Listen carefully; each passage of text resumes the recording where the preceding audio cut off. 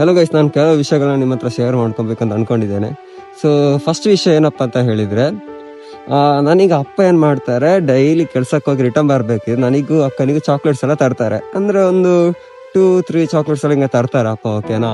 But ಇವಾಗ ಏನ್ ಮಾಡ್ತಾ ಇದಾರೆ ಅಂತ ಹೇಳಿದ್ರೆ, ಅಪ್ಪ 2-3 ಚಾಕ್ಲೇಟ್ ಬಿಟ್ಟು ಇವಾಗ ನೀನ್ ಹೆಂಗು ವಿಡಿಯೋಸ್ ಮಾಡ್ತಿದ್ಯಲ್ಲ, ನಾನು ಸ್ವಲ್ಪ ಜಾಸ್ತಿನೇ ಚಾಕ್ಲೇಟ್ಸ್ ತರ್ತೀನಿ, ಇದನ್ನ ಕೂಡ ಎಲ್ರಿಗೆ ಕೊಡ್ತಾ ಹೋಗು ಸ್ವಲ್ಪ ಅಂತ.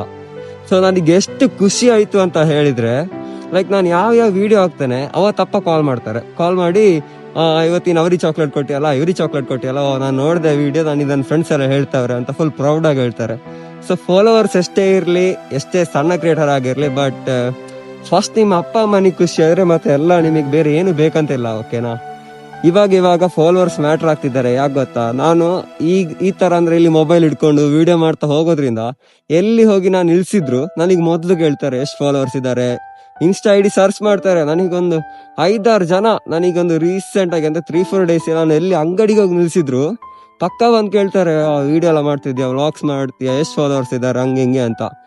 ಸೊ ನಾನೀಗ ನಿಮ್ಮ ಹತ್ರ ಫಾಲೋ ಮಾಡಿ ಅಂತ ಹೇಳಿಕ್ ಸರಿ ಆಗಲ್ಲ. ಯಾಕೆ ಗೊತ್ತಾ, ನಾನ್ ನಿಮ್ಮ ಹತ್ರ ಫೋರ್ಸ್ ಮಾಡಿ ಫಾಲೋ ಮಾಡಿ ಅಂತ ಹೇಳಿ ಫಾಲೋ ಮಾಡಿಸಿದ್ರು ನಿಮಗೆ ನನ್ನ ವಿಡಿಯೋಸ್ ಇಷ್ಟ ಆಗ್ಲಿಲ್ಲ ಅಂದ್ರೆ ಫಾಲೋ ಮಾಡಿಸಿ ₹1 ಪ್ರಯೋಜನ ಇಲ್ಲ.